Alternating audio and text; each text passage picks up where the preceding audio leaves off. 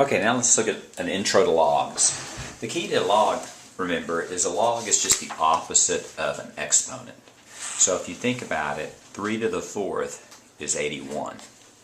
And since 3 to the 4th is 81, what we say is that the third log of 81 is equal to 4. Since 10 to the 4th is 1 with 4 zeros, 1, 2, 3, 4, that's 10,000, then we say the 10th log of 10,000 is simply equal to 4.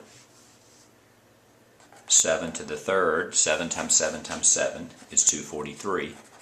So we say that the 7th log of 243 is equal to 3. 5 to the 4th, 625. So we say the 5th log of 625 is equal to 4. If we think about it in terms of a formal definition, we say that the definition of a log is that the bth log of x is equal to y, right? This is the base of a log. The bth log of x is equal to y if and only if you take that b and raise it to the power of y, you get x again. So traditionally you memorize this definition.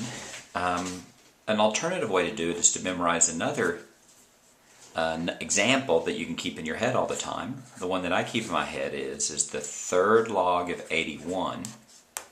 What's the third log of 81? What you're asking is 3 to what power is equal to 81? And since 3 times 3 is 9, times 3 times 3 is 9, 9 times 9 is 81, 3 to the 4th is 81, so we say the third log of 81 is equal to 4. And that's the definition of a log. And you don't have to remember this one. If this is not an easy one to remember, you can think of another one that you can remember easily. 2's are easy. The second log of 8. 2 to what power is 8? 2 to the 3rd is 8, so the second log of 8 will be 3.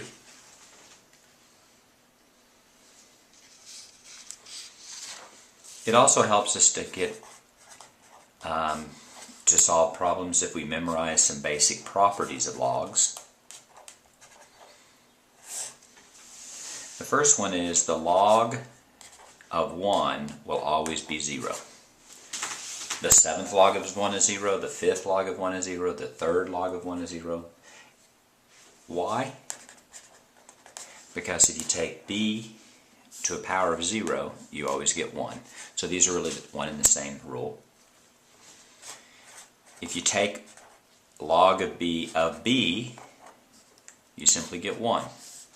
An example of that would be, what's the 7th log of 7? Well, 7 to what power is 7? Silly when you say it that way, it's just 1.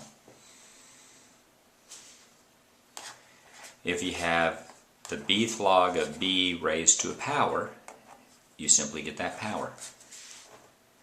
So as an example, if you had the third log of 3, 2x minus 7, the third log and 3 to a power cancel, and you simply get 2x minus 7. Right? One way to think about it is 3 to a power and log base 3 are inverse operations, so they just cancel each other out. And it wouldn't matter which order you do the inverse operations. If you have b raised to the power of log base b to the y, you simply get y. An example of that would simply be, let's say you had 13 raised to the log 13th of 7x minus 4.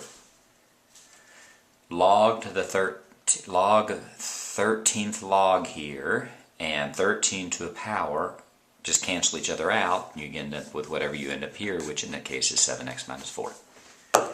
And that's where you have the basic properties of logs, and that'll help us in their problems.